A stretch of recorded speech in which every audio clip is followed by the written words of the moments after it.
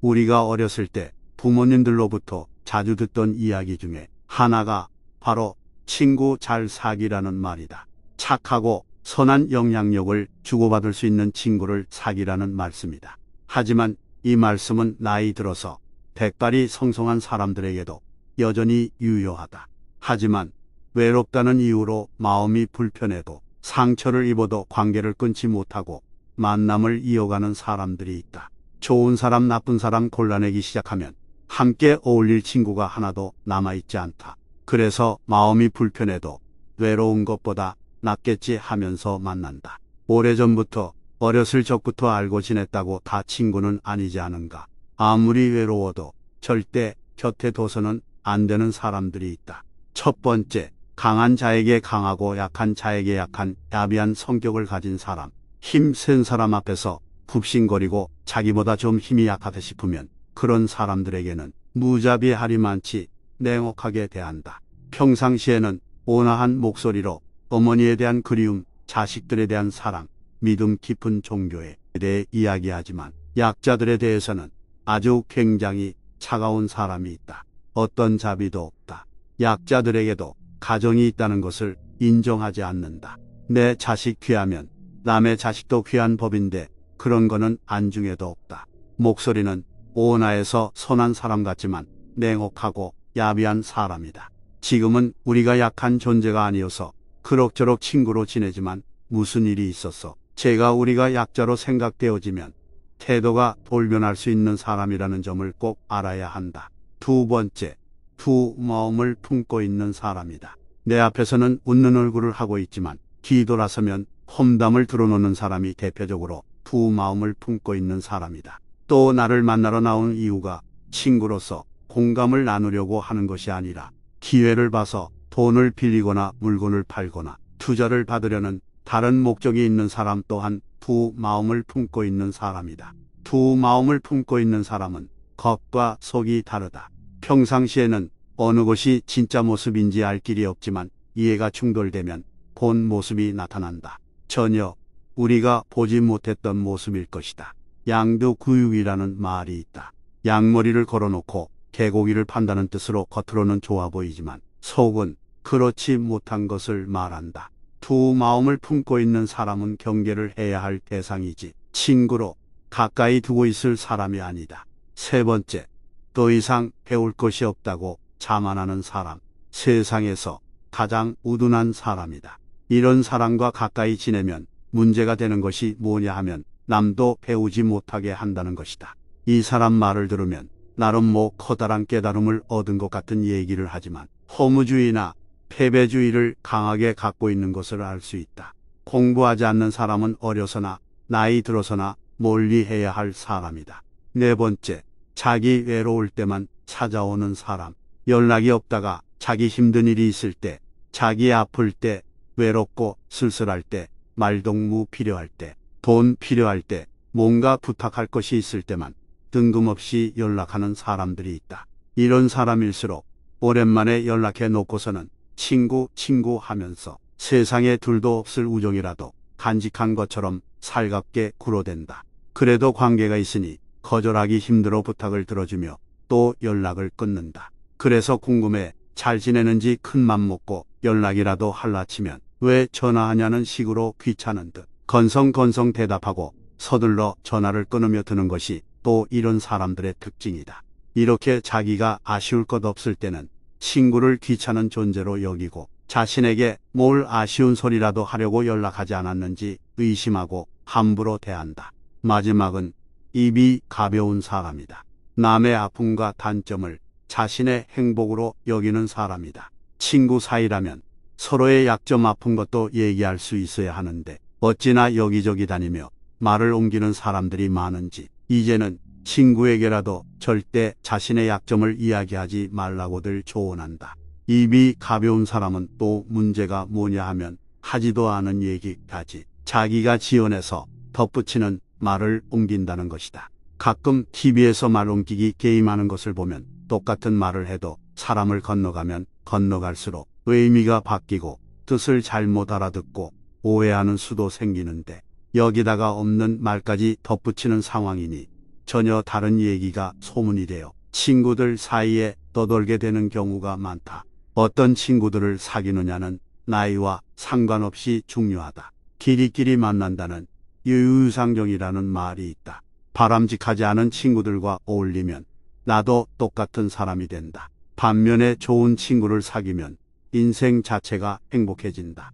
친구는 그만큼 중요한 것이다.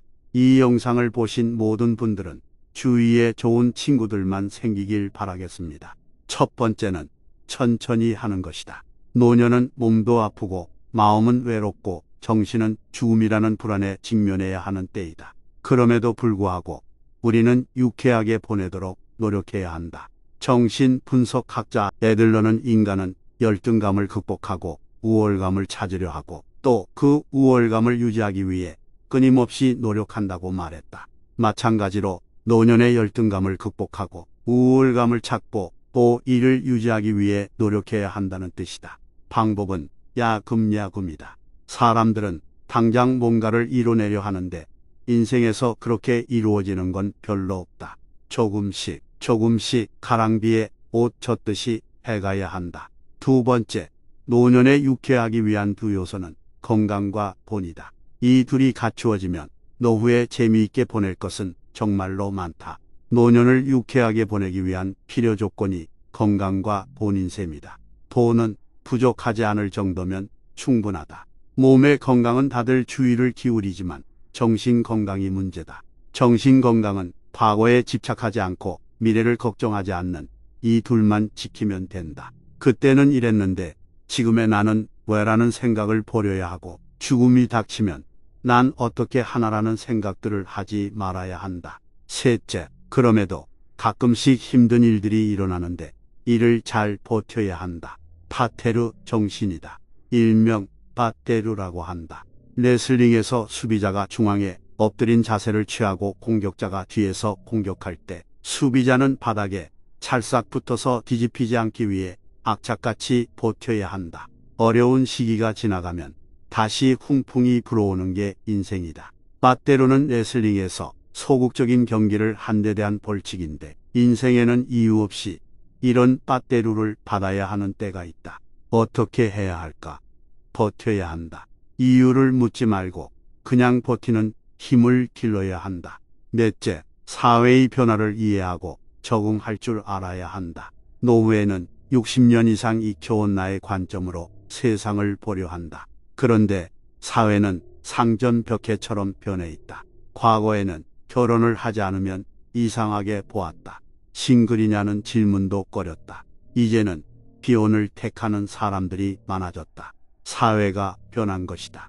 이를 받아들이고 이해해야 한다. 변화를 이해하지 못하는 사람은 명절에 결혼했냐, 왜 안 하느냐, 애를 왜 안 갖느냐라는 질문을 하며 꼰대 소리를 듣는다. 심지어는 예의가 없고 무례하다는 소리도 듣는다. 그렇다고 사회의 변화에 무조건 순응하라는 얘기는 아니다. 이해하고 적응하라는 뜻이다.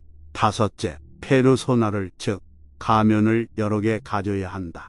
사람들은 가면이 여럿 있으면 기회주의자라고 비난하지만 오히려 하나의 페르소나만 갖고 사는 인생이 문제다. 겨울옷 하나로 사계절을 살아가는 사람과 마찬가지다. 사계절이 있듯이 페르소나도 적어도 4개 이상은 있어야 하지 않겠는가. 퇴직 전에 가면이 진짜 얼굴처럼 붙어서 떨어지지 않아 곤란을 겪는 사람들을 많이 본다. 여러 가면을 잘 놓고 쓰는 게 노후의 정신 건강에 훨씬 좋다. 여섯째, 배우자는 아파 누워 있어도 있는 게 좋다. 사람의 정신적 문제는 관계에서 모두 비롯될 정도로 관계가 중요하다. 그 중에서도 배우자와의 관계가 중요하다. 특히 사회생활을 하다 가정으로 복귀하는 남자는 아내의 세계를 이해하도록 노력해야 한다. 신혼 때 알았던 그 세계에 머물러 있지 않기 때문이다. 퇴직 후에는 부부가 새로이 제2의 인생을 꾸려갈 설계를 해야 한다. 신혼에는 애를 몇 낳고 집은 언제 구입할지를 부부가 계획하지만 노년에 이르러 이런 계획을 하는 부부는 거의 없다. 혹 부부가 서로 이해 불가능한 상황까지 가게 되면 결혼도 한 방법이다. 이혼과 달리 부부 관계의 가능성을 열어두기 때문이다. 구순에 가까운 지인께서 몇 살이냐고 묻고 답을 듣더니 창을 가만 보고 있다가 참 좋은 때다라고 말했다 한다. 이 말의 의미에 대한 답은 인생은 모든 연령대가 나름의 행복을 가지고 있다는 것이다. 10대는 10대의 즐거움이, 50대는 50대의 즐거움이, 70대는 70대의 즐거움이 있다. 현재의 나이는 과거를 보면 가장 많은 연령이고 미래를 보면 가장 어린 연령이다. 어느 연령대에 있든지 그 나이의 즐거움을 만끽하고 유쾌하게 살길 바란다. 오늘 영상을 보신 모든 분들이 행복하시길 바라겠습니다. 신년 운세를 보다 보면 괜한 구설수에 휘말릴 수 있으니 경거망동하지 말고 조심하라는 그런 말을 듣는다. 그러고는 후회한다. 왜 남의 일에 휘말려서 내가 다 피해보고 또 저질러 나서 빼도 박도 못하게 된 걸까? 어쩌다 보니 내 인생이 꼬이고 앞으로 나아가야 할 시기에 긴 외길로 돌아가다 헤매고 다시 원위치 시키기도 힘들 때가 있다. 의리 있고 정의로운 사람일수록 이런 경험이 더 많다. 오늘은 이런 사람들을 위해 피해야 하는 4가지 유형의 사람을 알아보겠다. 첫 번째는 감정 조절이 안 되고 함부로 들이대는 사람이다. 분노 조절 장애라고 들어봤을 것이다. 분노를 조절하는 것도 올바른 사람이 지녀야 하는 덕목이고 생각하는 인간이라면 가지고 있어야 하는 아주 중요한 요소다. 그래서 분노를 조절 못하고 순간적 돌발적으로 말과 행동으로 나타내는 사람들을 보고 분노 조절 장애라고 하는 것이다. 순간에 자신의 감정에 치우쳐서 지금 하고 있는 행동이 옳고 그것만이 절대적이라 믿는 사람이다. 이런 사람은 직장, 가정, 사회에 심각한 피해를 준다. 이런 유형과 가까이 하게 되면 자신도 모르게 싸움에 휘말릴 수 있다.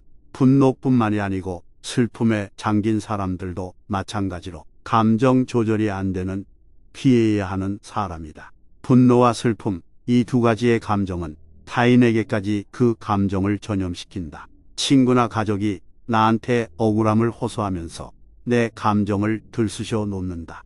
은연중에 도와줄 것을 암시도 한다. 그들은 같이 싸워줄 이군이 필요하거나 자신들보다 더 잘 싸워줄 사람이 필요한 것이다. 그들은 감정을 조절을 못하고 내지르다가 그 지경이 되고서는 재빠르게 해결 방법을 우리에게 전가시키려 할 것이다. 그 감정들에 전염되지 말고 중립을 지키며 현명하게 처신하는 것이 좋다. 감정은 언제나 이성을 짓밟아버리는 경향이 있다. 감정에 충실하게 행동하면 모든 것이 광기로 흐르기 쉽다. 2번째는 자신 말만 하는 사람이다.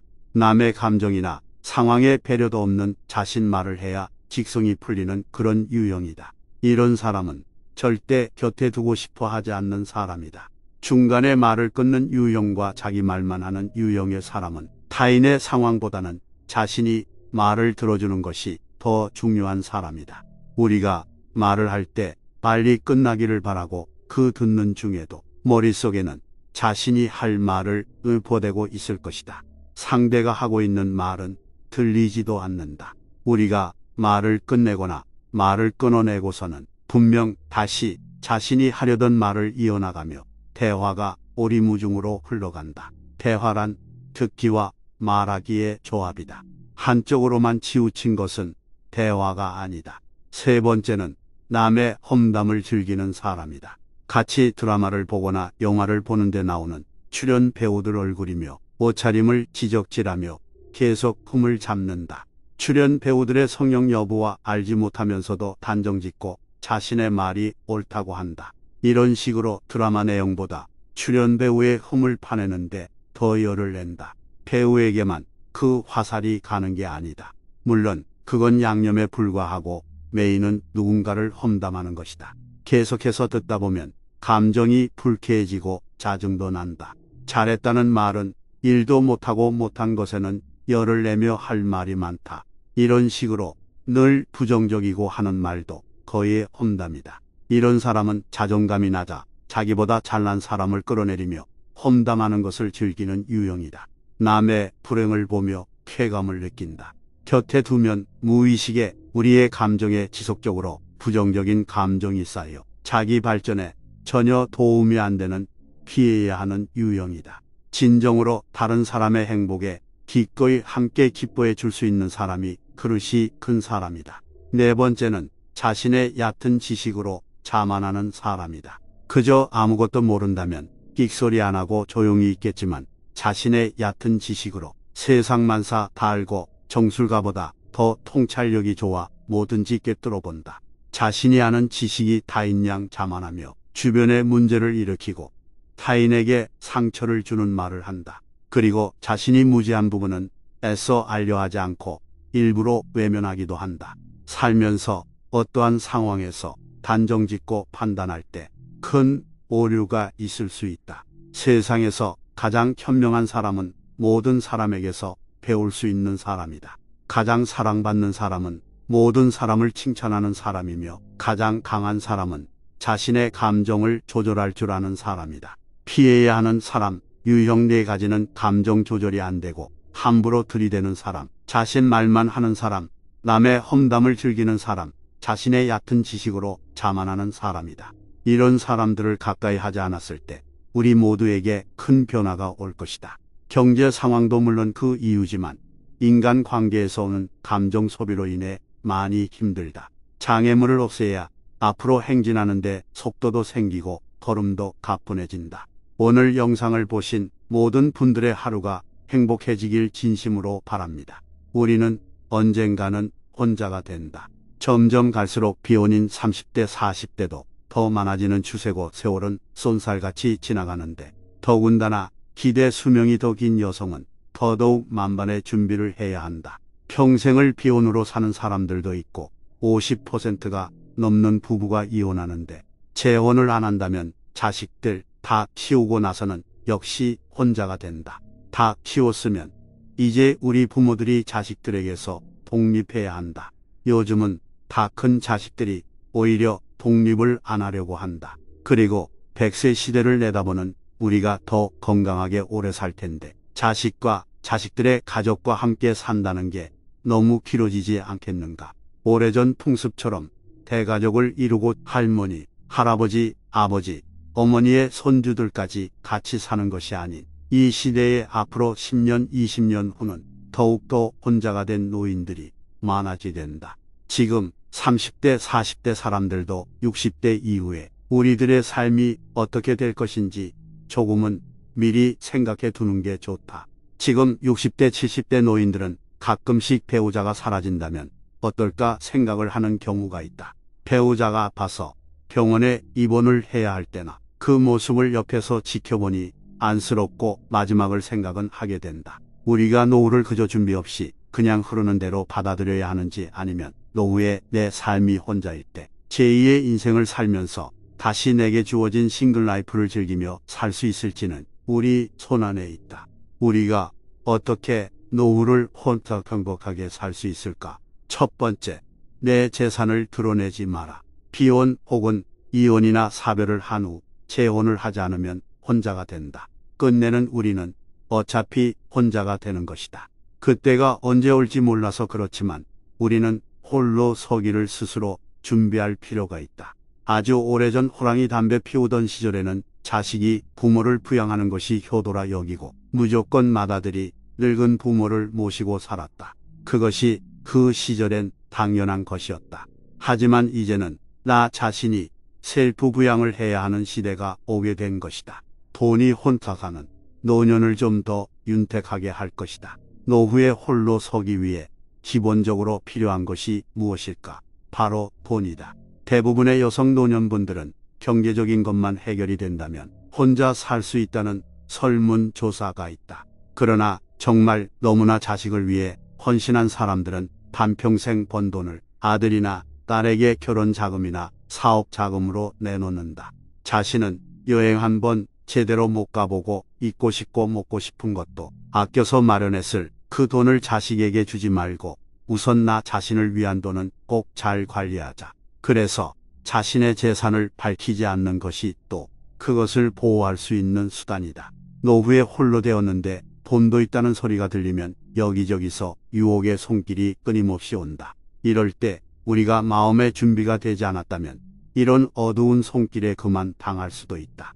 친구로 가장하고 속여 마지막 10원 한 장마저 빼가는 그런 악질들한테 당하는 경우가 많다.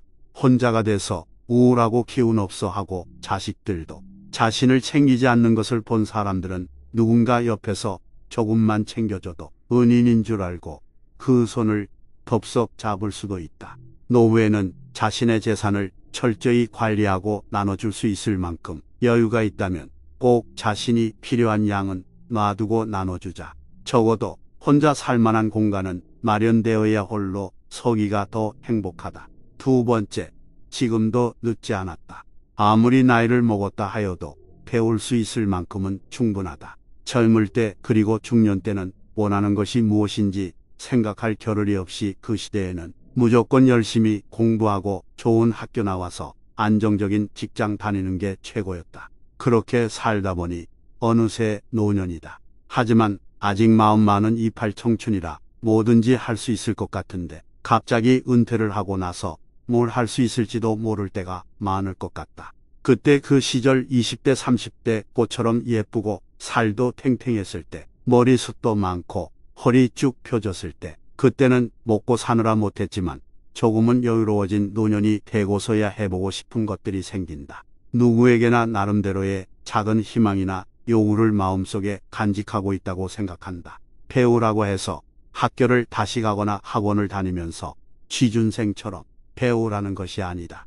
아직 조금이라도 어릴 때 하나하나 배워두면 그것이 쌓여서 후에 삶의 원천이 될 수도 있다.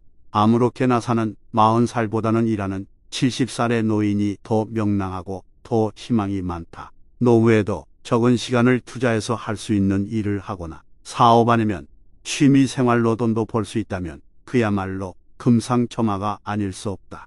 일찍 은퇴하고 나면 그저 손 놓고 집에만 있다간 결혼한 자식들이 손주들 봐달라, 뭘 달라 요청해 나 자신의 삶이 아닌 자식들의 삶의 일부를 살게 된다. 물론 요즘 같이 모든 것이 비싸고 생활하기 빠듯한 맞벌이하는 자식들을 도에 지나치지 않게 도와주면 좋지만 길지 않은 노후를 살기엔 아직 하고 싶은 일들이 있고 꿈도 있다. 그 나이에 무슨 꿈이야 라고 이렇게 생각할 수도 있다. 20대 때는 50이나 60대면 할머니, 할아버지인 줄 알았다. 그냥 다들 아줌마 아저씨 그리고 노인으로만 봤지 50, 60, 70, 80에도 그 나이에 매력이 있고 그 나이대가 되어야만 가질 수 있는 지혜도 있다. 사람은 나이를 먹는 것이 아니라 좋은 포도주처럼 익는 것이다. 그 나이대의 낭만도 있고 그 나이대의 라이프가 있다. 혼자가 되고서야 그 꿈을 발견할 수도 있다. 그 꿈이 대단한 큰 꿈이 아니어도 괜찮다. 아주 작은 것이라도 목표했던 것이라면 우선 시작하는 것이야말로 다시 태어나는 기분일 것이다.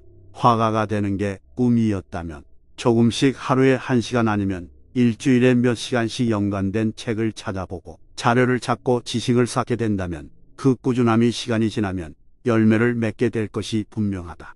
요즘은 거의 모든 지식을 온라인상으로 쉽게 접할 수가 있어서 돈을 지불하지 않고도 배울 수 있다. 앞으로는 60세 이상의 고령 인구가 더더욱 많아지게 되어 노후에도 할 수 있는 일들이 많고 해야 할 일도 많게 된다. 아마도 우리의 손길이 더 필요한 사회가 될 것이다. 꼭 배워서 돈을 벌라는 것이 아니다. 꿈이 꼭 돈을 버는 것이 그 결과물을 말하는 것도 아니다. 그 꿈이 세계 일주를 하는 것일 수도 있다. 그렇다면 적어도 생활 영어를 조금씩 배운다면 여행을 가서도 마음이 더 편해질 것이고 가이드가 가자고 하는 곳만 가는 것이 아닌 진짜 자신만의 여행을 할 수도 있다. 직접 차를 렌트하고 아니면 캠핑카를 타고 미국 서부를 여행할 수도 있고 호텔을 예약하고 음식을 시켜 먹고 별거 아닌 것 같지만 무리를 지어 우르르 몰려다니며 노후 관광 같은 패키지가 아닌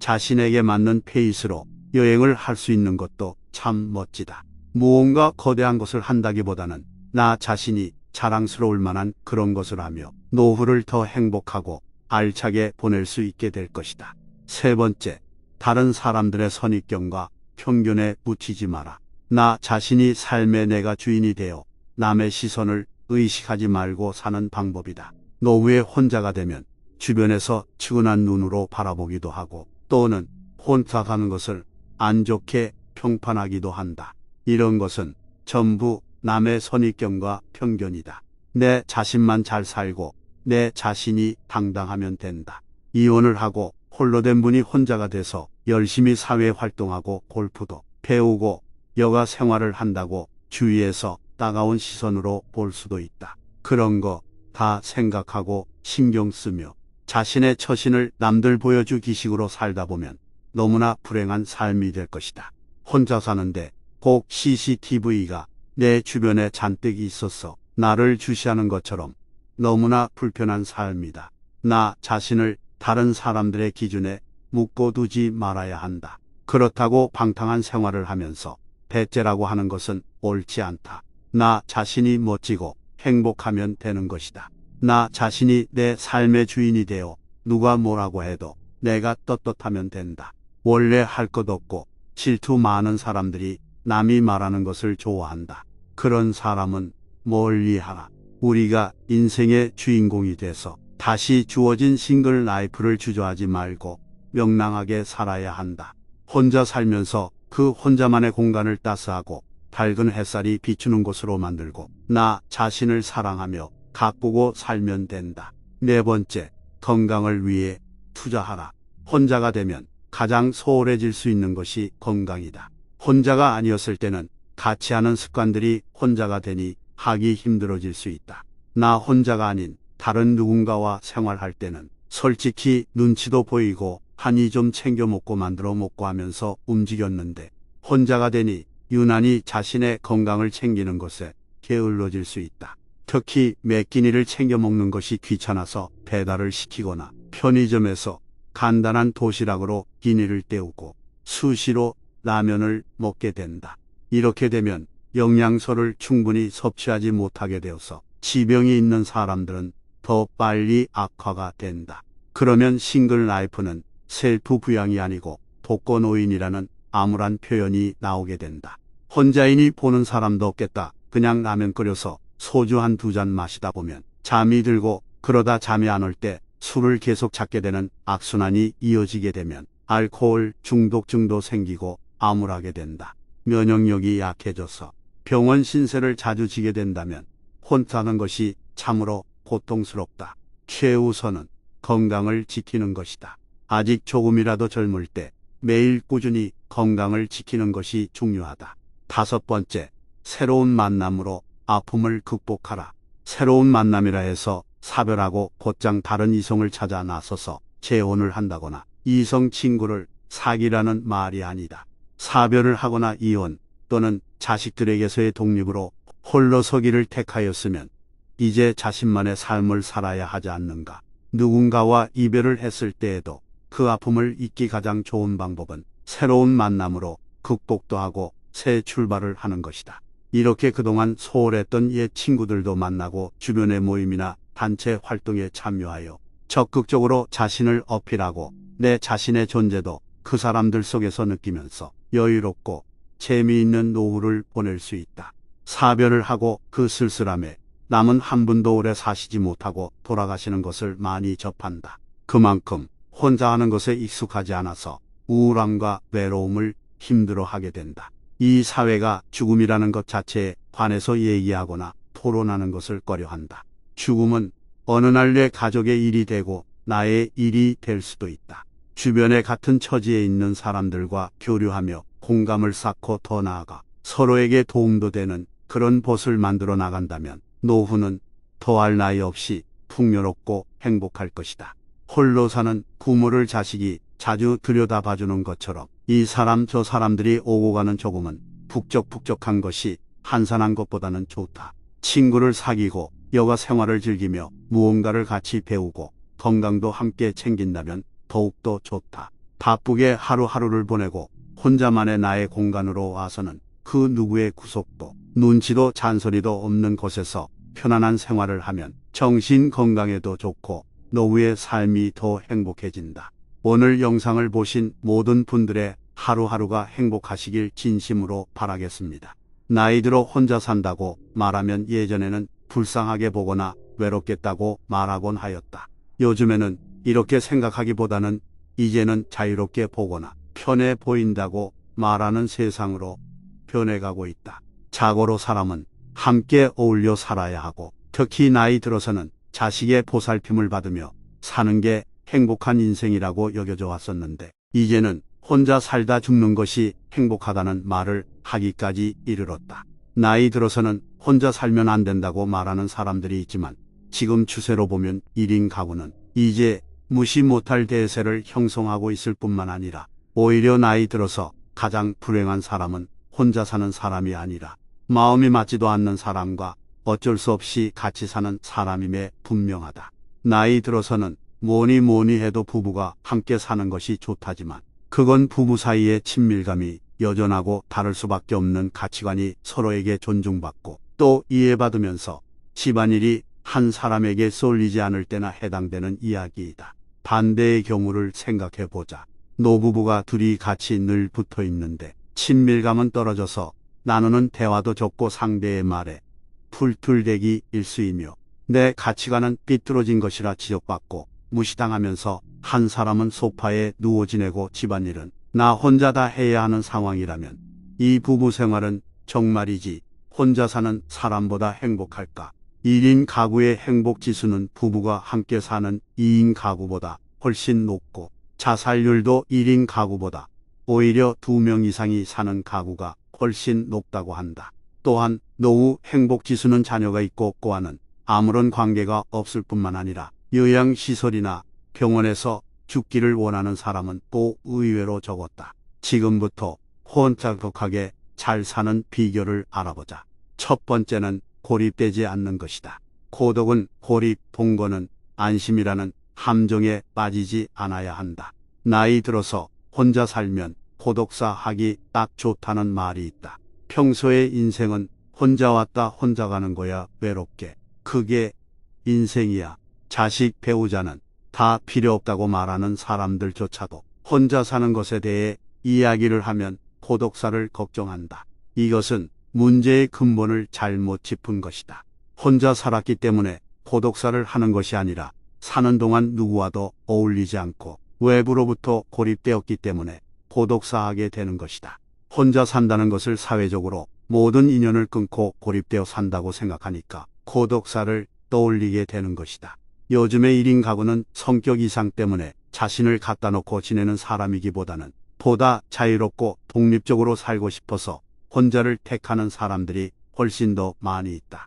혼자서 자유롭게 그리고 행복하게 특히 고독사에 대한 걱정 없이 살기 위해서는 부지런히 모임에도 다니고 친구들도 만나고 사회복지사와도 연계시켜 놓고 또 몸이 좀 불편해서 돌봄이 필요하다면 방문 요양이나 방문간호 등을 지원해 놓는 것이 필요하다. 그래서 적어도 2, 3일에 한 번씩 서로의 안부를 물을 수 있는 친구, 동료, 또 일주일에 한 번이라도 연락할 수 있는 자식들, 그리고 정기적으로 방문하는 사회복지사나 요양보호사와 연계되어 있다면 최소한 고독사의 공포에서는 벗어날 수 있다. 두 번째는 진정한 사회성은 은퇴 이후에 빛난다는 것이다. 사회생활할 때 인간관계가 넓지 않았고 또 스트레스도 많이 받았으니 혼자 살게 되면 세상과 고립되어 살지 않을까 걱정하는 사람들이 많다. 하지만 은퇴 이후 인간관계는 사회생활할 때와는 전혀 다른 차원이니까 걱정할 필요 없다. 사회생활할 때는 이해관계 때문에 보호회사 때문에 싫어도 만나야 했던 사람들이 있었다면 은퇴 이후의 인간관계는 좋아하는 사람들과만 어울리고 시간을 보낼 수 있다. 싫은 사람, 마음 아프게 하는 사람은 그냥 안 보면 된다. 가끔 사회생활하면서 알던 사람 많았다고 자신의 사회성이 아주 높다고 착각하는 사람들이 많다. 그건 그저 회사인으로 살아가기 위해서 어쩔 수 없이 한 것들이다. 오히려 회사 배지 떼고 계급장 떼고 나서 인간관계를 맺는데 더 어려움을 느끼는 경우가 많이 있다. 은퇴 이후의 인간관계가 비로소 우리 본연의 사회성을 드러나게 해줄 수 있다. 이해관계가 아닌 같은 관심과 취미로 진정한 우정으로 따뜻한 가족애로 인연을 이어갈 수 있는 시간이 이 시기이고 이런 인간관계를 회복하고 발전시키는데 정성을 들여야 한다. 세 번째는 건강부터 챙겨야 한다는 것이다. 혼자 아프다 죽게 되면 어떡할지 두려워하면서도 또 치매에 걸리면 누가 돌봐줄지 걱정하면서도 건강을 챙기지 않는 사람들이 많이 있다. 그래도 가족이 있으면 좀 낫지 않을까, 잘 돌봐주지 않을까 하는 생각에 가족에 의지하게 되고 혼자 사는 사람들을 가엾고 딱하게 생각한다. 혼자 산다고 연락할 가족도 없는 것이 아닌데 말이다. 그리고 혼자 산다는 것이 가족들과 사이가 나쁜 것을 의미하는 것도 아닌데 괜히 가엾게까지 생각한다. 아픈 것도 걱정이지만 다른 사람들에게 짐을 지우는 것이 염려스럽다면 그 걱정하는 시간에 대신 나가서 동네라도 한 바퀴 더 돌고 들어오는 것이 훨씬 낫다. 닳고 굵게 산다면서 즐기고 싶은 거 다 하고 싶은 거 다 하고 간다는 사람들이 있는데 이런 분들이 짧게 살기는커녕 만성병에 걸려 가늘고 길게 살면서 주위 사람들의 진을 다 빼놓는 경우가 허다하다. 고독사가 두렵고 치매에 걸리는 것이 무섭다면 자기 건강 관리에 철저해야 한다. 나이에 상관없이 젊었든 나이 들었든 혼자 사는 사람들 중 만족감이 높은 사람들은 공통적으로 남에게 신세지지 않고 혼자 살 수 있는 경제력과 긍정성 원만한 인성을 가지고 있다고 한다. 거기에 덧붙여 자유롭게 살고픈 마음 또한 하늘을 찌른다. 이제는 혼자 사는 사람들을 무슨 말 못할 사연이라도 있는 이상한 사람으로 보거나 돌봐줄 사람 하나 없는 가여운 사람으로 여겨서는 안 될 일이다. 떨어져 살면서 가족들과는 더 단단한 유대관계를 맺고 사는 분들도 많다. 혼자 사는 두려움에서 벗어나기 위해서는 고립됨이 없이 적극적으로 사회와 연결하고 건강 열심히 챙기고 진정한 인간관계에 정성을 들이면 걱정할 거 하나 없다. 세상은 점점 1인 가구의 시대로 향하고 있다. 우리도 언제 1인 가구로 살아갈지 모른다. 그러니 지금부터라도 혼자 사는 것에 대한 시각을 바꿔야 한다. 오늘 영상을 보신 모든 분들이 행복하시길 바라겠습니다. 품위 있게 늙고 싶다면 어떻게 해야 할까? 우리는 어떤 사람이 품격 있는 사람이라고 생각할까? 나이 들어가면서 품격을 지키려면 자식 자랑은 자기 집에서나 하고 집 밖에 나오면 하지 말아야 한다고 한다. 그렇지 않아도 자식 때문에 스트레스 받고 열받는 부모들이 참 많은데 여기에 그 불을 지르는 것이 아니겠는가? 누구든지 자기 자식 자랑하고 싶겠지만 우리가 품격 있게 늙어가려면 자제할 때는 자제를 해야 한다. 이것과 비슷한 맥락으로 품격 있게 늙어가려면 자기 주장만 고집하지 말아야 한다. 주변에 보면 다른 사람 얘기는 다 무시하고 자기 얘기만 하는 사람이 있다. 무슨 말만 하면 중간에 끊어버리고 그건 아니라면서 자기 주장을 한다. 물론 그 사람이 내 말이 끝나고 한다면 괜찮지만 내가 하는 도중에 내 말을 잘라가면서 말을 하면 기분이 굉장히 언짢다. 이 세상에 자기보다 못한 사람은 없다는 생각으로 서로 말할 때 들어주는 매너가 필요하다. 또한 우리가 품격 있게 늙어가려면 품격 있는 언어가 필요하다. 가끔 주변에 입만 열면 욕을 하는 사람들이 있다. 욕을 섞지 않고는 말을 하지 못한다. 친구들한테는 물론이고 자식들 키울 때도 그렇게 말을 한다. 보기에도 안 좋고 듣기에도 너무나 민망하다. 자식들 앞에서도 부정적인 말을 하다 보면 자식들도 좋게 크지 못한다. 말이 시가 된다는 말이 있다. 설령 시가 안 되더라도 우리가 함부로 던지는 말은 자기 품격을 떨어지게 만든다. 반면에 어떤 사람은 나이 어린 사람에게도 절대 반말을 하지 않고 항상 덕담을 해준다. 항상 누군가를 칭찬하고 응원해주는 사람이 있다. 그런 사람을 만나면 대화만 해도 기분이 좋다. 말 한마디로 천냥 빚을 갚는다는 말이 있다. 예의 없는 말을 하지 말고 새싹을 키우는 응원의 말을 하며 우리는 늙어갈 필요가 있다. 젊은 사람들이 노인의 이미지에 대해서 가장 많이 나온 단어가 꼰대, 재미없다, 부담이 되는 사람, 잔소리, 자기 멋대로 라는 단어라고 한다. 물론 누구든지 늙지 않는 사람은 없다. 젊은 사람들도 결국에는 늙는다. 그런데 우리는 젊은 사람들의 생각에 대하여 서운하게만 생각하지 말고 정말 우리가 좀 더 품격 있게 나이 먹으려면 젊은 사람들의 말을 참고하여 우리가 고칠 필요가 있다. 꼰대 이미지에서 벗어나 보자. 꼰대의 뜻은 부모님이나 선생 등 나이 먹은 사람을 가리켜 학생이나 청소년들이 쓰던 언어인데 그네에는 자기의 구태에 연한 사고 방식을 타인에게 다른 사람에게 강요하는 이른바 꼰대질하는 나이 많은 사람들을 가리키는 말로 변형된 속어다. 이런 꼰대에서 우리가 벗어나려면 젊은 친구들과도 기회 있을 때마다 우리의 열린 마음으로 소통하는 것이 굉장히 중요하다. 사실 노년을 품위 있게 보낼 수 있는 방법은 간단하다. 인생 전반에 걸쳐서 항상 과제를 완수해 나가고 끊임없이 크고 작은 새로운 일에 도전함으로써 젊은 영혼을 유지하는 것이다. 나이 들면서 젊음을 유지할 생각을 할 때 너무 육체적으로만 우리는 생각하는 경향이 있다. 주름 제거 수술은 받아도 성격의 주름은 걷어낼 생각은 하지 않는다. 젊어 보이려고 하지 말고 내부의 젊음에 정신이 강하면 우리의 몸에도 드러난다. 누구든지 늙지 않는 사람은 없다. 우리들은 좀 더 품위 있게 나이 먹으려고 노력한다면 더 멋진 노후가 될 것이다. 나이 들면서 자식 자랑, 돈 자랑하지 말고 상대에게 상처 주는 말은 될 수 있으면 삼가고 오히려 힘이 되는 격려의 말을 해주면서 꼰대의 마인드를 과감히 버리고 젊은 사람들하고도 잘 소통하면서 품격 있게 살아보자. 오늘 영상을 보신 모든 분들이 행복하시길 진심으로 바라겠습니다. 지혜로운 자는 지나치고 어리석은 자는 미치지 못한다는 말이 있다. 공자는 이 말을 세상에 올바른 도가 행해지고 있지 않음을 나타내기 위해 사용했다고 한다. 자신을 내려놓아야 하는 즉 겸손히 믿음으로 존경받는 어른은 중용이 절대적으로 필요하다. 존경받는 어른이 되려면 몇 가지 수칙이 있다. 존경받는 어른이 되는 7가지 수칙이다. 하나, 돈 지갑 열고 돈 내기에 열중하자. 경제활동이 멈춰진 노인이 돈이 있어야 얼마나 있을까? 많은 돈의 지출은 아니더라도 어차피 이 시대의 돈의 역할은 인간과의 소통이며 정성이며 사랑이며 관심 표현이다.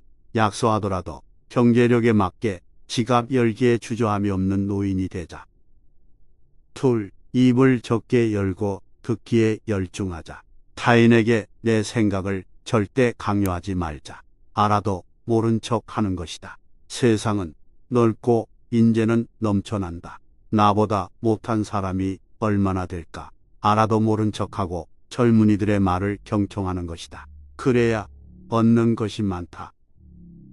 셋, 화내지 말고 웃고 또 웃자. 요새 젊은 놈들은 하면서 욕설을 뱉는 인간. 옛날에 우리 잘할 때는 하면서 어렵게 살던 일들을 줄줄이 나열하는 인간. 내가 옛날에 무엇을 했던 사람인 줄 아느냐고 하면서 목에 힘을 주는 인간. 몸에 좋고 특히 정력에 좋다면 가리는 것 없이 아무거나 찾는 꼰대. 젊은이들이 가장 싫어하는 노인상이다. 웃고 또 웃어주는 인자함을 보여주자. 넷, 고집을 내려놓고 양보하자. 어른이 되어 마음에 안 든다고 내뱉는 욕심 어린 불평은 아랫사람에게 선물 아닌 배설물일 뿐이다. 그저 감사하자. 칭찬과 격려의 말을 놓치지 않고 스스로 알아서 할 수 있는 젊은이가 되도록 양보의 미덕을 보여주자. 노인이 고집을 세워 자신의 논리로만 일관한다면 젊은이들과 소통이 이루어질 수 없다. 고집은 한낱 우둔한 늙은이의 변명으로밖에 들리지 않는다. 다섯 번째, 젊은 사상적 관념을 비판하지 마라. 젊은 세대의 사조를 비판하지 않는다. 젊은이들은 그들 나름의 정치적으로나 사회적인 주관이 있다. 그들의 사상을 솔직히 인정해주고 신뢰할 수 있을 때 그들과의 소통이 된다는 것을 알아야 한다. 영원 불변의 사상은 없다. 여섯 번째, 세월을 자랑하지 말자. 상대방을 존중하며 인격적으로 대하자. 나이 든 것은 자랑이 아니다. 소통을 위해서는 자신을 낮추고 지혜로움으로 무장한 어른이 되자. 어른의 겸손함은 아름다움 그 자체다. 그 아름다움이 존경의 무기가 된다. 일곱 번째, 젊은이들에게 사생활을 묻지도 따지지도 마라. 이제 성인이 된 그들의 인생은 그들 것이라고 존중해주고 불필요한 간섭은 절대 금물이다. 훌륭하게 살아갈 소양을 갖추었다고 믿어주고 소중한 사생활 영역은 그들만의 인생이라고 인정을 해주어야 한다. 결혼 문제, 직장 문제, 이성 문제, 기타 등등 이젠 그들의 의견에 박수를 쳐주자. 왜냐하면 우리도 그렇게 몸소리치에 간섭을 싫어하면서 보았기 때문이다. 이젠 그들은 어린애가 아니다. 백발이 성성하다고 해서 다 존경받는 어른이 되는 것은 아니다. 하는 일 없이 그저 세월 가는 대로 나이만 먹었다면 그는 어른이 아니라 어리석은 늙은이에 지나지 않는다는 부처님의 말씀이 있다. 늙은이로서 젊은이를 질책하지 말자. 부모로서 자식을 걱정하고 격려하는 부모가 되자. 넉넉하고 윤택하지 않아도 삶이 그욱하고 만족스러워 무엇을 먹어도 무엇을 입어도 어디에 살아도 즐겁게 모든 사람과 모든 것을 고마워하며 살 수 있는 노인. 언제 삶이 끝날지도 모른다는 생각을 가끔 하면서 자신의 주변을 흐트러지지 않게 정리하시는 어른. 이런 노인이 진짜 존경받는 노인이다. 오늘 영상 보신 모든 분들이 행복한 하루를 보내시길 진심으로 바라겠습니다. 남을 행복하게 할 수 있는 사람만이 또한 행복을 얻는다. 고대 그리스 철학자 플라톤이 한 말이다. 플라톤은 나이가 들수록 반드시 비밀로 해야 하는 것들이 있다고 말한다. 이를 통해 그것들이 무엇인지 한번 알아보자. 첫 번째, 다른 사람의 단점을 말하지 마라. 누군가의 단점을 쉽게 말하게 되면 말을 하는 자신의 이미지가 점점 좋지 않아진다는 것을 깨달아야 한다. 어떤 사람을 두고 같이 험담하는 순간엔 한편인 듯 느껴지지만 결정적인 순간에는 결국 그 상대를 의심하게 된다. 결코 사회적으로 신뢰가 필요한 좋은 기회들을 놓치게 되는 것이다. 자신의 입에서 나간 말은 반드시 본인에게 돌아온다. 비판은 쓸모가 없다. 왜냐하면 비판은 인간을 방어적 입장에 소개하고 대개 그 사람으로 하여금 자신을 정당화하도록 안간힘을 쓰게 만들기 때문이다. 비판은 위험하다. 왜냐하면 인간의 소중한 자존심에 상처를 입히고 원한을 불러일으키기 때문이다. 비난은 부메랑이 되어 나에게 다시 돌아온다. 남을 심판하지 않는다면 나도 심판받지 않을 것이다. 사람의 잘못은 그 자신의 인간관계에서 비롯된다. 부정적인 이야기는 되도록 하지 않는 것이 사회생활을 하는 것에 큰 도움이 된다. 상대의 의견에 반대하거나 잘못되었음을 가르쳐 주어야 할 때에도 직설적으로 말하기보다 상대가 잊고 있던 사실을 우연히 생각난 것처럼 재치 있게 대화하는 것이 필요하다. 절친한 친구나 가족에게 대화할 때에도 충고라는 명목으로 이게 다 너를 위해서 말하는 거야 라고 하는 것은 너는 틀렸고 나는 맞다라는 뜻이다. 우리는 각자 개인의 사정들이 있기 때문에 상대의 말에 공감하고 들어주는 것만으로 충분하다. 따라서 부정적인 말이나 험담, 불필요한 조언이나 충고를 할 때에는 함부로 하지 마라. 그 충고로 인해 인간관계가 더 멀어질 수도 있기 때문이다. 두 번째, 자신을 자랑하지 마라. 신이 인간에게 한 개의 입과 두 개의 귀를 준 것은 말하는 것보다 2배 더 많이 들으라는 이유다. 무심코 내뱉은 자랑은 뜻밖의 오해를 부르거나 상대방에게 질투의 대상이 되는 경우가 많다. 그 상황을 책임져야 하는 사람은 자랑을 내뱉은 바로 나 자신이다. 그러므로 말을 할 때는 주의하고 또 주의하자. 남들이 나를 칭찬하기도 전에 내가 먼저 자랑하고 떠벌리는 것은 그 일의 가치를 떨어뜨리고 점점 사람을 볼품없게 만든다. 만날 때마다 자기 자랑만 늘어놓는 사람을 보면 반감이 생기지 않는가. 필요에 의해 곁에 있더라도 원래 떠날 사람들뿐 아니라 좋은 사람도 당신을 떠나게 된다. 오히려 진짜 있는 사람들은 겸손을 이용하여 불필요한 질투심으로부터 자신을 방어한다. 상대가 나에게 시기 질투를 느끼지 않도록 하는 것이 제일 좋은 처세다. 자신의 선행도 계속 말할수록 오만해 보이기 쉽다. 진실된 마음이 가려지고 이 정도 되는 사람이라는 것을 보여주기 위한 과시형으로 남게 될 수 있다. 본인의 선행은 굳이 드러내지 않아도 당신의 배품을 기억하는 소수의 몇 명이 언젠간 당신에게 중요한 도움을 줄 때가 온다. 세 번째, 나의 사생활을 필요 이상 말하지 마라. 인간관계는 시간이 지남에 따라 계속해서 바뀐다. 지금은 아주 가까운 사이더라도 몇 년 뒤에는 어떻게 될지 모르는 게 인간관계이며 어떠한 관계도 영원할 수는 없다. 때로는 갑자기 날 배신할 수도 있으며 이것을 늘 경계해야 한다. 만약 나의 깊은 사생활을 아는 사람과의 관계가 안 좋아진다면 골치가 아플 수 있다. 나의 의도와는 달리 잃는 게 더욱 많아지는 걸 경험할 수 있으니 주의해야 한다. 따라서 우리의 사생활이 흥미롭다면 이를 진심으로 걱정하고 위로해 주는 것이 아닌 주위로 퍼져 심심풀이로 소비되거나 언젠가 나에게 비수가 되어 돌아올 뿐 나에게 이득이 되는 경우는 드물다. 특히 안 좋은 습관이나 가정사에 대해서는 더욱 타인의 판단과 비판에 노출되지 않게 조심해라. 삶의 특정 부분을 비밀로 유지하는 것은 더 품위 있고 존중받아야 할 대상이라는 인식을 준다. 네 번째, 나의 약점을 말하지 마라. 말은 한 사람의 입에서 나오지만 많은 사람의 귀로 들어간다. 어쩔 수 없이 약점을 이야기해야 할 때도 전부를 드러낼 필요는 없다. 우정이 깊지 않다면 깊은 대화를 나누지 마라.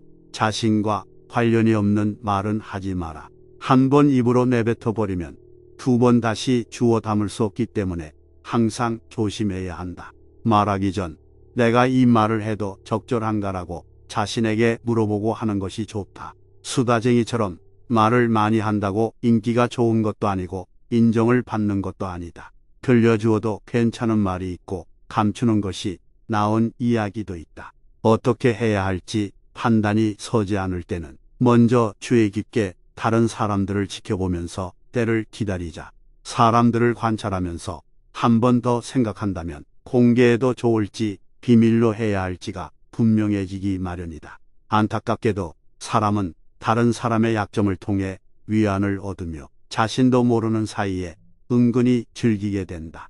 약점은 누군가의 도움을 받는 게 아니라 스스로 극복해야 하고 스스로 극복할 수 있음을 명심해야 한다. 다섯 번째, 돈에 대해 이야기하지 마라.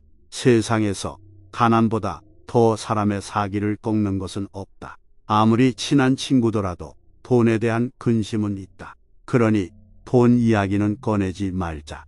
듣는 사람은 기가 죽고 말한 사람도 자칫하면 그 친구까지도 잃게 될 수 있다. 사람을 상처 입히는 것에는 세 가지가 있으며 번민, 말다툼, 텅 빈 지갑이다. 그 중에서도 텅 빈 지갑이 가장 사람에게 큰 상처를 입힌다. 사람은 저 사람이 나보다 더 많은 것을 가졌다는 이유만으로 상처와 질투를 하는 본성이 존재하기 때문이다. 앞에서는 박수와 환호를 보내지만 속마음까지 그렇지 못한다. 자신보다 돈이 적으면 자연스럽게 무시하게 되고 많아지면 질투를 하는 것이 사람의 본능이다. 질투는 사람의 자연스러운 감정이기 때문에 항상 방어막을 쳐두어야 한다. 특히 자신과 크게 다를 바 없는 지인이 부자가 된다면 친한 사이일수록 시기가 많아진다. 그리고 그 친밀함을 이용하여 무언가를 요구하고 기대를 하게 되며 당신에게 받는 것이 당연한 듯 행동하기가 쉬워질 것이다. 그리고 결국 그 친밀했던 관계는 안 좋게 끝나게 된다. 그렇기에 아무리 친한 친구나 가족한테라도 당신의 돈에 대한 이야기는 절대 하지 마라. 여섯 번째, 당신의 목표에 대해 말하지 마라. 다른 사람에게 당신의 목표를 이야기했을 때 좋은 결과로 돌아오는 일은 극히 드물다. 그것을 달성하기 위한 귀중한 힘을 낭비하는 경우가 많으며 당신을 질투하는 사람들의 반론을 들을 수 있다. 그들은 자신보다 뛰어난 사람이 많아지는 것을 경계하기에 더 나아지려는 사람을 철저히 뭉개려 한다. 아직 시작도 안 한 목표를 남들에게 말하는 것은 우리의 목표를 멀어지게 하는 일이다. 사람들이 우리에게 하는 조언은 생각보다 매우 다양하고 상대적일 가능성이 높다. 그리고 결국 그 목표를 세우고 달성하는 것은 바로 우리 자신이기 때문이다. 어느 정도 이룰 때까지 자신의 목표를 말하지 말라는 것이 모순적으로 보일 수 있겠지만 목표를 말하면서 느끼는 성취감에 취해서 실제로 노력은 하지 않게 되거나 주위에서 들리는 여러 의견들로 불필요한 에너지를 소모하는 경우가 더 많기 때문이다. 최대의 승리는 자기 자신을 정복하는 것이다. 자기 자신에게 정복당하는 것은 최대의 수치임을 잊지 마라. 스스로 자신의 마음을 행복하게 할 수 있는 자만이 행복을 얻을 수 있고 자신보다는 다른 사람을 행복하게 하려고 노력할수록 오히려 자기 자신이 행복해진다. 좋은 인간관계를 유지하기 위해 플라톤이 우리에게 말해주는 6가지를 잊지 말자. 오늘 영상을 시청하신 모든 분들, 앞으로의 날들이 행복해지시길 진심으로 바라겠습니다. 풍요로운 인생 이막을 위해서는 어떤 준비가 필요할까? 100세 시대를 얘기하는 요즘 60대 삶은 행복한 노후를 결정짓는 중요한 시기이다. 60대에 꼭 해둬야 할 것 10가지를 한번 알아보자. 첫 번째, 20대에 하고 싶었던 것을 실천에 옮겨라. 60대가 되면 인생을 되돌아보는 기회를 가질 필요가 있는데 그 중에서도 청년 때 꾸었던 꿈을 다시 되새겨보는 것이 중요하다. 그 꿈이 인생 이막을 풍요롭게 하는 원천이 될 수 있기 때문이다. 이제 와서 뭘 다시 하라고 라고 생각하는 사람과 이제야말로 과거에 하지 못했던 것을 해보자 라고 생각하는 사람의 인생의 후반전은 달라질 수밖에 없다. 이 정도면 됐지 뭘 더 해라는 생각을 시원하게 떨쳐내는 것이 그 시작이다. 60대의 시작, 이제야말로 과거에 하지 못했던 것을 시도하는 나이다. 두 번째, 친구 관계를 다시 재정립하라. 60대에 접어들면 지금까지의 친구 관계를 다시 재정립하는 것이 필요하다. 60대에는 친구가 중요한 삶의 요소이기 때문이다. 먼저 할 일은 그동안 연락 불통이던 친구들에게 연락해보자. 성공을 위해 달려왔던 50대까지는 친구 사이일지라도 경쟁의식이 발동하지만 환갑이 지나면 친구 사이에는 다른 역학관계가 만들어진다. 같은 시대를 살아온 전우의 느낌, 그런 친구들과의 대화 속에서 내가 잊고 살았던 소중한 추억을 끌어낼 수 있다. 이런 향수를 즐기기 위해서라도 친구 관계를 다시 재정립하는 것이 필요하다. 세 번째, 젊은 친구를 사귀어보자. 나보다 젊은 친구의 감성이나 지식을 접하는 것만으로도 우리 감성과 지식이 연마되어 간다. 패션부터 바꿔보자. 지나치지만 않는다면 젊은 패션으로 30, 40대의 감각을 유지하는 것도 한 방법이다. 또한 자신은 젊은 사람들과 수다를 떨 수 있는 사람인지 그렇지 못한 사람인지 자문해보자. 젊은 사람들이 기피하는 사람은 나 때는 말이야 하면서 나의 고생이, 나의 철학이, 나의 말이 항상 맞다라고 주장하는 고집스러운 사람이다. 옛날에는 이랬다, 예전이 좋았다, 나는 등 과거 지향적이기보다 이거 참 재미있을 것 같다라는 식으로 나보다 젊은이들과 공감하는 적극적인 자세가 필요하다. 네 번째, 돈 걱정하지 말고 적극적인 사고 방식을 가져보자. 60대 이후부터 가장 고민되는 것 중 하나가 정기적인 수입이 없어지는 것이다. 연금이나 주식, 그동안 벌어둔 저축, 부동산 수입만이 유일한 수입원이기 때문에 돈 걱정을 많이 하게 된다. 물론 60대가 되면서 경제력이 약해지면 인생살이가 불편해지는 것은 사실이다. 돈 걱정하기를 시작하면 그때부터 마음의 평정을 잃는다. 돈이 없으면 정말 힘들어질까? 돈이 없어도 주변에서 도움을 받아가며 살 수 있다. 한국 사회도 과거보다는 복지가 매우 좋아졌다. 서로 도우면서 살아갈 수 있다고 생각하면 돈에 대한 걱정의 저주에서 풀려날 수 있다. 은퇴 후에 새로운 돈 흐름을 새로 마련하는 것도 가능하다. 자신이 잘하는 것, 다른 사람을 즐겁게 해주는 것이 돈이 될 수 있는 세상이다. 이런 것이 무슨 돈이 되겠어라고 생각하지 말아야 한다. 일단 60년까지 살아온 인생 역사가 있다. 자신만의 전문적인 노하우, 육아법, 외국 생활 경험, 외국어 능력 등 60대들의 능력은 매우 탁월하고 훌륭하다. 그것을 어떻게 돈으로 바꿀 수 있을지 생각해보는 적극적인 사고 방식이 필요하다. 다섯 번째, 활력을 주는 취미 생활을 해보자. 취미를 갖는 것도 행복한 60대 이후를 꾸려나가는데 매우 중요한 삶의 포인트이다. 그동안은 남들 눈치 때문에 하고 싶어도 시도하지 못한 취미들이 있다. 그것을 적극적으로 해보자.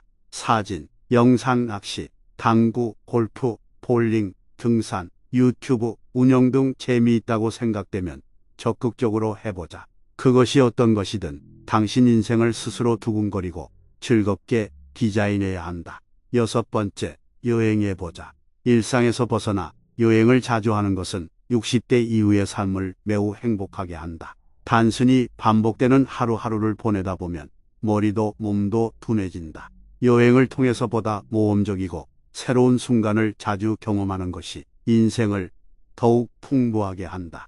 여행은 어딜 가느냐도 중요하지만 누구랑 가느냐가 더 중요하다. 그러나 가끔씩은 나 홀로 여행도 좋다.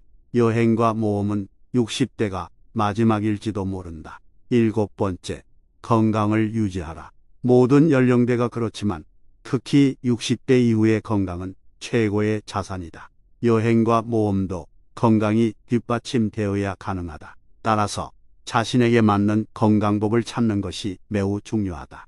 혹시 만성질환을 갖고 있을지라도 병과 함께 잘 지내는 방법을 익혀둘 필요가 있다. 나이가 들면 누구나 아프다. 병에 너무 얽매이지 말고 병을 잘 다스리는 지혜를 몸에 익히는 것이 중요하다. 그리고 60대가 되면 자기 부모가 몇 살 때 돌아가셨는지를 생각하는 사람이 많다. 사람의 수명은 모두가 다르다. 부모의 60대 때와 많이 다른 것이 현실이다. 부모가 죽은 나이에 이제 언제 죽어도 여한이 없다는 사람들이 있는데 그것보다 이제부터 새 인생을 시작한다라는 인식 전환이 필요하다. 8번째, 자녀의 인생에 너무 많이 간섭하지 말자. 자녀는 자신과 전혀 다른 사람이라는 인식을 가질 필요가 있다. 또 내가 살았던 시대와 자녀가 살고 있는 시대는 전혀 다르다. 자녀와 손주들에게서 인생의 의미를 찾으려는 것은 허무할 수 있다. 자녀에 대한 걱정으로 나를 새는 60대들이 많다. 하지만 걱정의 본질은 부정적인 미래를 생각하면서 그것이 분명히 일어날 것이라고 확신하는 일이다. 그것을 자기 암시라고도 한다.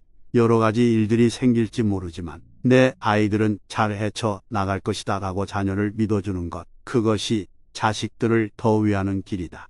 자녀 인생에 너무 많이 간섭하지 말고 자신의 인생과 삶에 더 집중하자. 9번째, 남자 또는 여자됨의 기쁨을 잊지 말자. 자신의 남성성 또는 여성성을 의식하는 사람과 그렇지 않은 사람은 인생의 즐거움이 달라진다. 남성도 여성도 섹시하려고 노력하는 사람이 좀 더 행복하고 오래 산다. 신체적인 접촉이 주는 행복감을 느끼는 것도 중요하다. 누군가의 품에 안기거나 품에 안아주는 접촉의 행복감을 실감하면서 남자와 여자로 돌아가는 시간을 만들어 보는 것이 필요하다. 10번째, 봉사로 사랑을 전파해보자. 이웃을 향해 봉사하면서 사랑을 전파하는 것은 행복한 노후에 필수적이다. 지금까지 인생에서 나를 지지해주고 도와줬던 친구, 지인, 동료들의 얼굴을 떠올려 보아야 한다.